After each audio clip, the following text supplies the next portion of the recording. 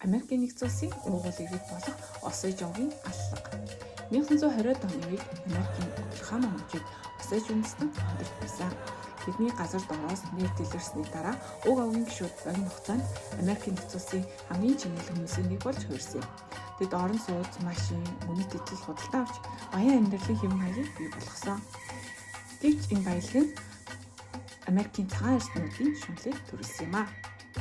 1921-ээс 1925 оны хооронд Осажогийн нийт 60 гаруй хүн учир битүүлгээд амьнасаа алдсан. Зарим нь буудуулж, зарим нь хорлогдсон, зарим нь нөхцөл нутагнаас гарсан гэж цагдаагийн байгууллагад бүртгэгдэж байсан. Эдгээр хэрэгүүдийн цаана нефтийн ашиг олох зорилготой Америкийн цагаан эрсднүүд байсан. Хамгийн алдартай хэрэг бол Осажогийн Молли Буркхартийн гэр бүлийн гишүүд нэг нэгээрээ үхэж гисэн явдал байваа.